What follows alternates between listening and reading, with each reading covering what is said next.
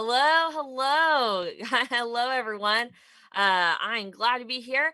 Thank you for the introduction, Chris. As he said, my name is Amber, and I'm here today to talk about the Innovation Ninja.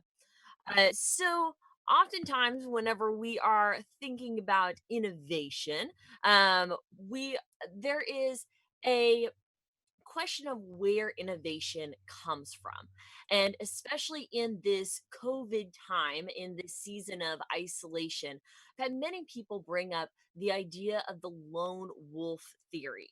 Now, the lone wolf theory is really just this idea of a person that sits in a room all by himself or all by herself and thinks really deep thoughts. They think these really creative, these really innovative thoughts, and they are sitting all by themselves. But what we found over time is that many psychologists and many great thinkers have really disproved the lone wolf theory. There isn't just some brilliant man sitting in a corner thinking all of these deep thoughts. In fact, true innovation comes from our network, it comes from our collaborative moments. In fact, there are several books, including one by Stephen Johnson called Where Good Ideas Come From. And he writes that great ideas are actually a part of a collective genius rather than a single brilliance. And so, rather than one person sitting in the corner, there is a collective people all coming together. Which makes me wonder, why does the lone wolf theory exist to begin with? Well, oftentimes creativity is not the byproduct of isolation, but in our alone time, and in our isolation and in our quarantine, it can play an important role in one aspect of the creative process. See, moments of collaborative genius partnered with moments of silence and moments of digestion really result in a powerful moment of creativity and of innovation. See, we have moments where we are exposed to new ideas and new environments, and then it's partnered with moments of quiet reflection time. And so it's from ideas like this that we think about Einstein, that oftentimes went on walks down the beach so that he could digest everything that he had taken in. We think about Tesla, who expressed in his writings that his mind was sharper and keener whenever he was in seclusion and uninterrupted solitude. Both of these people had moments of immense collaboration, exposure to new ideas and new environments, partnered with moments of isolation and moments of time to take in and digest everything that they have been exposed to. Now, in this season, in this COVID season, we don't really have the luxury, we don't really have the pleasure of not being in isolation. So, how can we increase our innovation? How can we flex our innovative muscles from our home?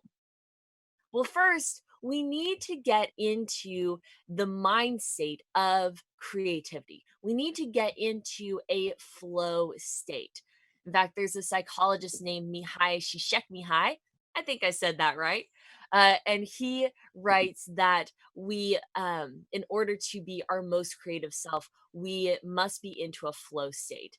And this just means that we are participating in something that matches our ability and matches that challenges us. So if something is too challenging, then according to our ability, then we're more likely to get frustrated and want to give up. If something is way too easy, then we'll more likely get bored and not want to continue. It's for these reasons that if you are at home in isolation and you want to practice your new skill of baking, maybe starting out with sourdough bread, which is kind of like the Mount Everest of baking bread, it might be a little bit frustrating and you're more likely to get disheartened than trying something maybe a little bit easier. My skill level is like making toast. So find something that reaches your flow state, something that within your ability level isn't way challenging or isn't way too easy, but is in that sweet spot. It's yeah, within that sweet spot so that we can get into our flow state. Also, it's important to recognize the goal of why we are being innovative. Are we being innovative to try a new product? Are we doing it just to practice our innovation? Are we trying to overcome different obstacles? What is our goal with our projects that we are taking on? And this is important because it gives us some sort of framework within that we can work within. So oftentimes I think of an open floor plan. So I've worked with different house building initiatives and different department remodels and worked with quite a few commercial places. And at first, whenever you lay out the floor plan, it's a big open space. But as you add more walls, that could be seen as limits, but it could also be seen as more of a framework to expose more corners, to expose more walls, to expose more spaces, more places where creativity can lie within. And so it's important that we take that time to recognize what our framework is. What is our goal? What are we working towards? And what are the limits that we have within that? See, oftentimes limits can encourage creativity. um, Oftentimes, ambiguity is actually very crippling for that creativity because there's so much. But if we provide a framework to work within, then it can be a little bit, it can provide us a framework to be more creative within that. And finally, whenever we are working and whenever we are flexing our creative muscles and to get into our creative flow state, it's important that we have a space that we can fully concentrate, have a designated space that you can be fully present in. So rather than half listening or half working on something, be intentional about creating a space and creating a place where you can receive some sort of feedback. So that was a lot of information. That was a lot of information all at once.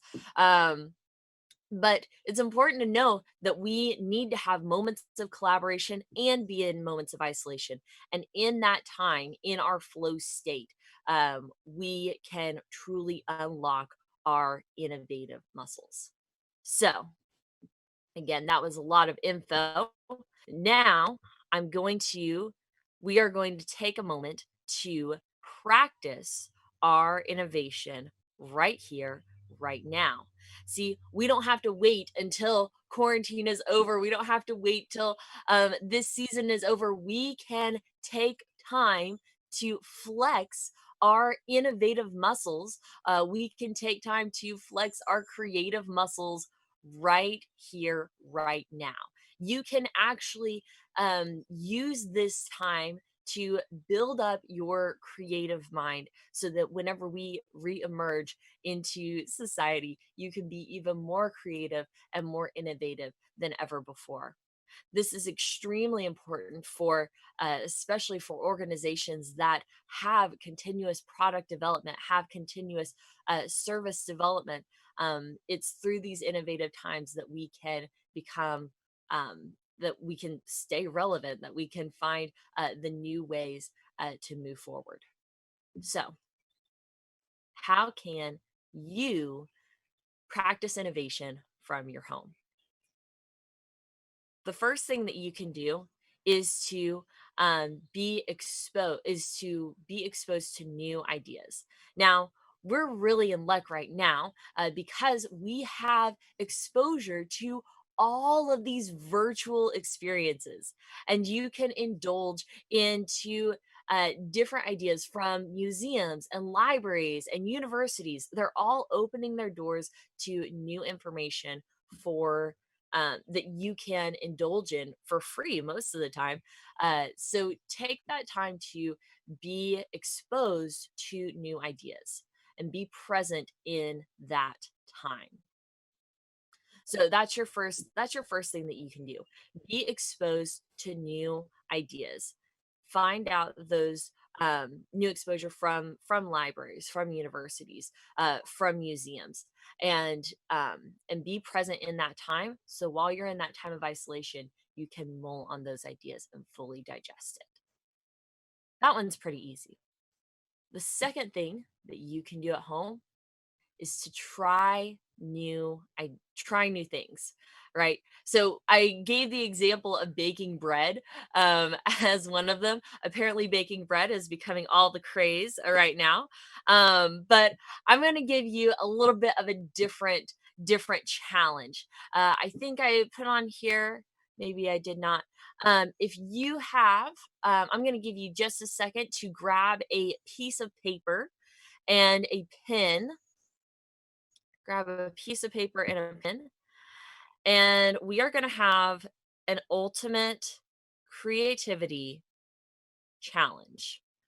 Actually, we're going to have two challenges, and the winner will get my ever never ending praise. Okay. So I'm going to give you just a moment, about 20 more seconds. Okay. So, what I'm going to have you do is I'm going to have you make an 8 box. So draw 3 lines. If put your paper landscape and draw 3 lines equally, and then 1 line through the horizontally through the middle. So that should give you 8 boxes.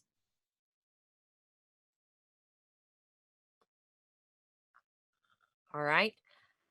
Give me a thumbs up if you're ready. Give me a hey hey. Get in the chats.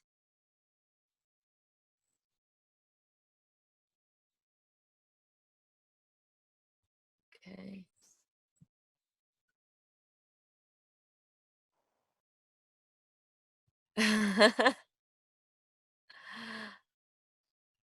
I see people are excited about the bread.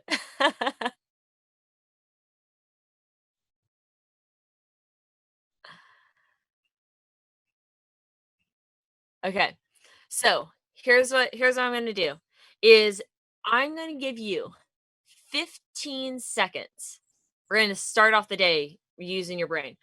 I'm gonna give you 15 seconds per box to draw a picture of a dog. When that 15 seconds is up, I'll say next. You will then go to the next box and draw a picture of a different dog. So you're going to have 8 different dogs, 8 different looking dogs by the end of this. Okay. All right. It doesn't have to look great. You can keep it to yourself. Ready? Get set. Go. All right. Let's see where we got.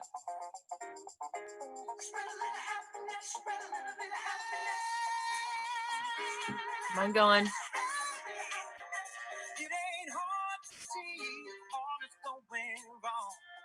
Next.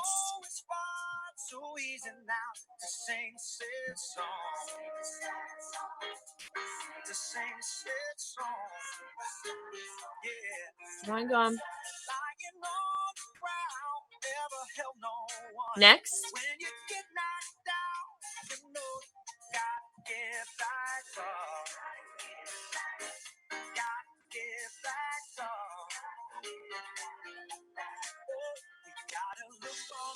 Next. Keep on going.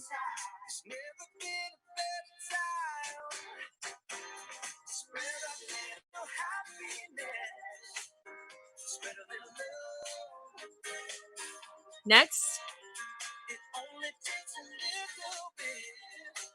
You're halfway there.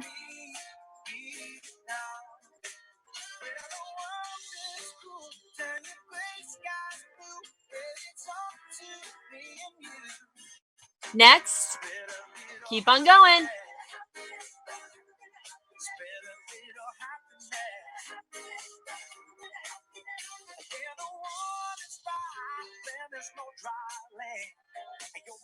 Next, got two more.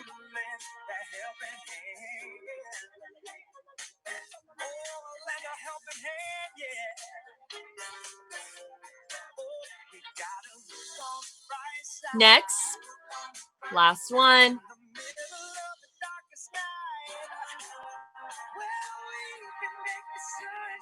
3, 2, 1.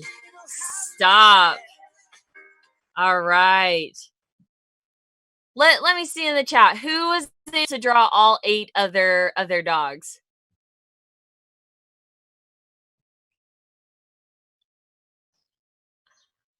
Wow.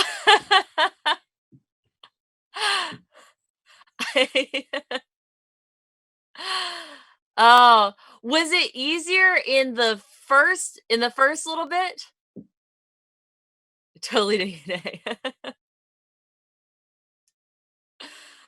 At first you think there's a lot of dogs out there. I can think about this really quickly. But as you get past your second and third one, it gets a little bit more difficult. Yes. Oh my gosh. One of them ended up with a bowler hat. Oh my gosh. The first two are the only ones that look like dogs. That's amazing. This is actually an activity that I use a lot in organizations if we're trying to come up with different ideas for maybe a new product design. If we're trying, please post your dogs in the chat. Please do. Oh my gosh. I'm so excited to see them.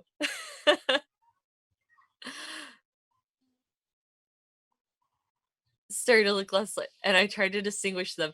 Yes, sometimes I've seen where you start using different types of ears or maybe a different nose. Some people, I don't know if they actually end up being dogs, end up being something else. Yeah, those can be really, really, really challenging. We're making your brain work really early this morning. Um, so yeah, again, there are different prompts that you can use. This is a really fun activity that I use within teams quite often. Um, to come up with different product designs, different ways to serve people. I use it for bucket lists. So 15 seconds to draw different bucket list items. It really is amazing what your mind can come up with and where your mind freezes whenever there is a time crunch. I told you that we were going to have two competitions. Uh, yeah, thank you. I told you we were gonna have 2 competitions, so, this is our next one. This one is actually gonna be a little bit more numbers based. So you can take that same piece of paper, we'll go green, and flip it to the other side. This time, I'm going to give you 90 seconds total. Okay. So you're going to have 90 seconds total. And in that time, I want you to draw as many circle items as you can. So different items that have a circle in them. Okay. All right. Ready? Get set. Hold on. I'm not ready. I'm so sorry. No cheating. No cheating. Okay. Ready? Get set. Go. How many circle items?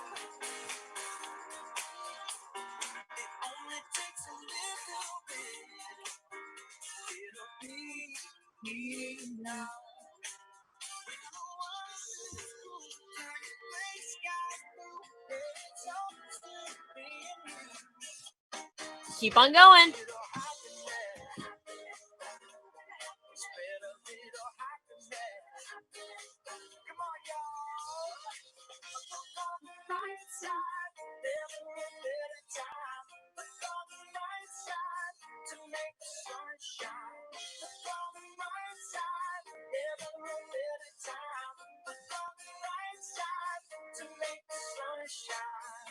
You're halfway there.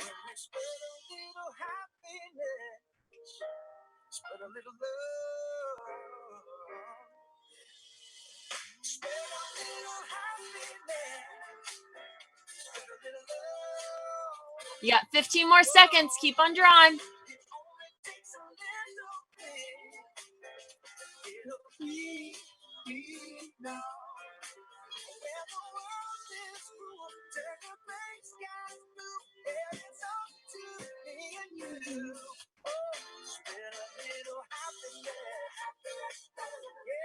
Three, two, one. Stop. Pencils down. Pencils down. Pencils down. Okay. All right. Let's see in the chat how count up how many circle items that you were able to draw.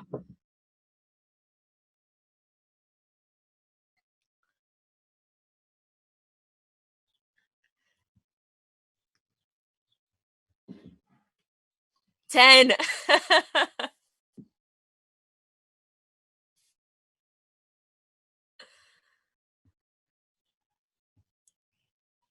Oh, awesome. 10, 11. Okay.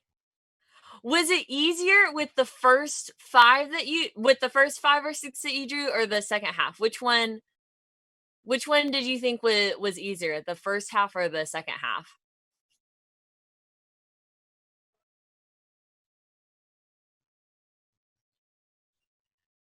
Pizza. No, it's you get 1 point per item.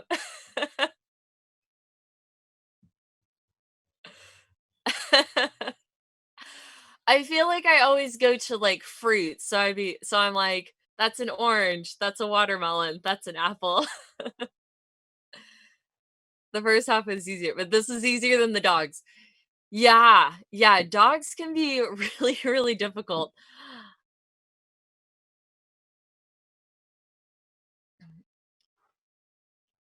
Oh, okay, yeah, yeah, yeah. You drew a BB-8. Oh, we're not that far removed from May the 4th. Um, yeah, so that's definitely something that, um as I find as we are coming up with different ideas. So, how often do we find this in coming up with different ideas within our work life and our just regular life, where the first ideas that we have are okay. This is pretty basic, pretty simple. Yes, VV8. VV8's getting all the love. Usually, Mickey Mouse is the first one to get the love. So I'm loving the audience here. Did anyone get Mickey Mouse or, oftentimes I see a smiley face or a ring? A ring, I usually see, some Lord of the Ring fans as well.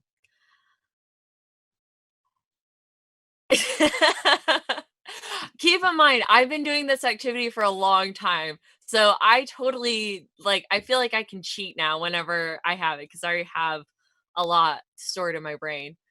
Okay, you did a smiley face and a ring, yes. Um, so that is a fun activity. You can see if you draw a line between your first half and your second half. Generally, the second half is where there's a little bit more creativity, right? So we draw the first things that come to our mind in the beginning, and as you get into the next 30 seconds and then the next 30 seconds, that's whenever again it's forcing us to think very quickly and to be sharp as well. I love the smiley face and the ring. Okay. I think this is my first group that I've seen so many BB-8s. So that's amazing. Um okay, awesome. So let me look here. I think I might be actually coming close to the end of my time.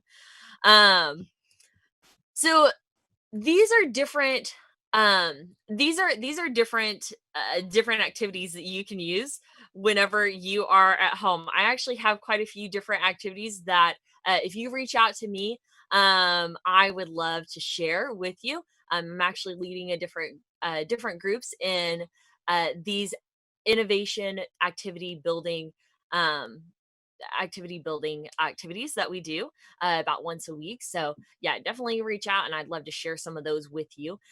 So we've talked about, exposure to different ideas, trying new things. I see we have some bakers in here. So maybe you guys, Everest, sourdough bread isn't your Everest. It is for me.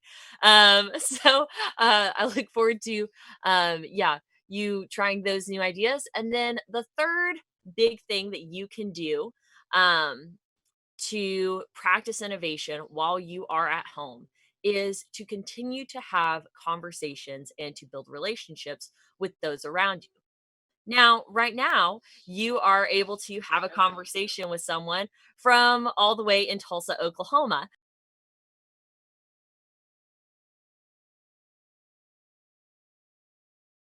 Man, I'm so sorry. I wasn't able to end that. Well, thanks. Thanks.